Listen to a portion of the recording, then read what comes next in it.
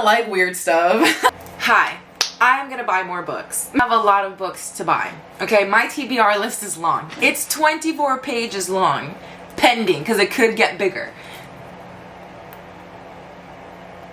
Obviously, I can't buy all the books that I have on my list. I don't have that kind of money yet. I went in there to get 2-3 books, and I ended up with 2 bags. Where are they?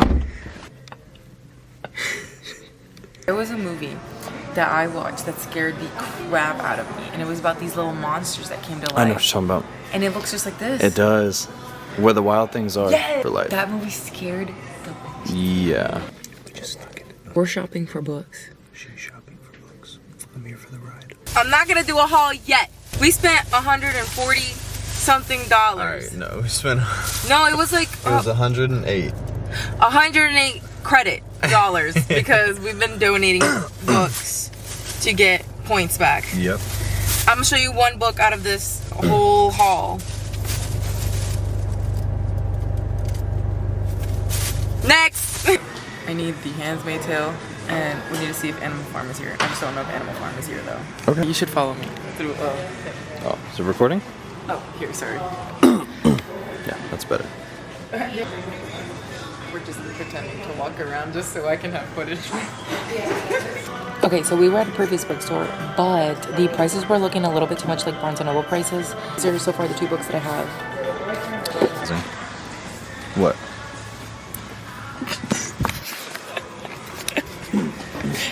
There was a person.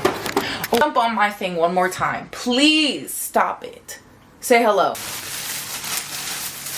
Yeah. Let's get into it. No, but I like knowing or just learning about kind of how crazy things were back then. Like, this wasn't this far away. You mean to tell me, like, people went to watch someone operate on a body like they were going to see a ballet show because literally this was done at the opera? That's kind of wild, okay? I also have another book on my shelf that I have to read called The Butchering Art. This is up my alley. Another one. This is called Everything I Never Told You. And it is, what is this about? How did I get this and not know what this is about? This novel is about a Chinese American family living in 1970s in small town Ohio. Ugh.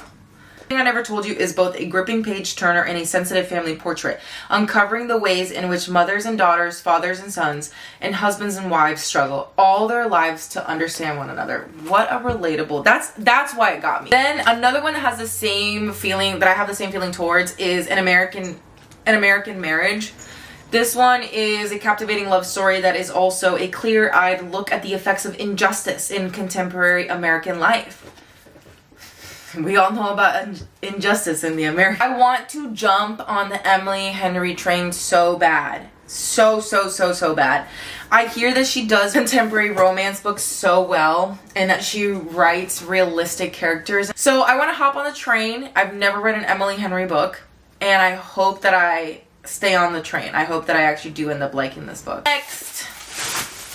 Alright, we got The Diary of a Young Girl, Anne Frank. What you know about Anne Frank? Okay? Seriously, if you don't know what this is, the education system failed you. I Am Malala. I saw this book when it first came out. I was like little. Like, this book was making its rounds. And I was like, this kind of sounds really cool. I was always interested in her story, but I felt like I was really intimidated by this type of book. I've never read a book like that before when I was that young, but I feel like now I can take this on. And I felt like back then I wouldn't have understood a lot of the themes and topics and like nuances that this would have. But for anyone that doesn't know what this story is about, it is about her. Literally, she comes from a country that was created at midnight, and she almost dies just after midday. One, The Political Mind. I saw this as I was like looking at other books, and I was like, this kind of sounds interesting, you know, because we are going through a really interesting time. And it's always great to learn, especially when learning is in danger.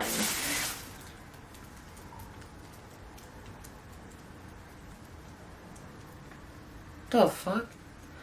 This book, I saw this book and I just hope it's fun. This is a social science and history book. Okay, that sounds boring, whatever.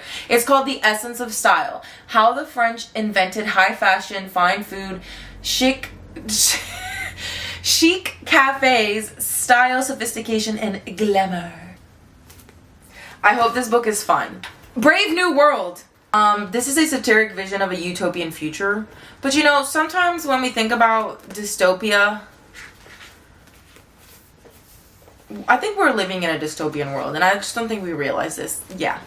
Humans are genetically bred and pharmaceutically anesthetized to passively serve a ruling order. 1984. Oh wow, another book that became super popular in the recent years, especially right now, because you know how conveniently how this gets described right here. It says war is peace, freedom is slavery, and Big Brother is always watching. Another book that I saw that I just kind of caught in passing, I was like, ooh, that kind of sounds interesting. It's called Who Cooked the Last Supper? The Women's History of the World. And I love me a good conversation of where are all the women in all these historical famous stories, because I know they were there. Men dominate history because men write history. I remember watching this movie when I was young and thinking that this was a good movie, and I also understood that I didn't understand everything when I was watching because I was really young. But I saw this book. It's called The Zookeeper's Wife. It's a war story. She tells, this author tells the story of Polish zookeepers that managed to save over 300 people from the Nazis by hiding refugees in the empty animal cages. Is this video about to get flagged? Because I know how sometimes y'all like to, you know, play favorites. The 48 Laws of Power. I have the, whatever it's called, seduction one. This is a thick one. But, you know, we should always want to just be smart and expand our knowledge, especially as women, you know, because men sure love this book. Yep, this is everything. This is my haul. Wow, this is heavy. Remember when I said that I have a TBR the length of 24 pages and still counting? That is the length of the PDF that has banned books.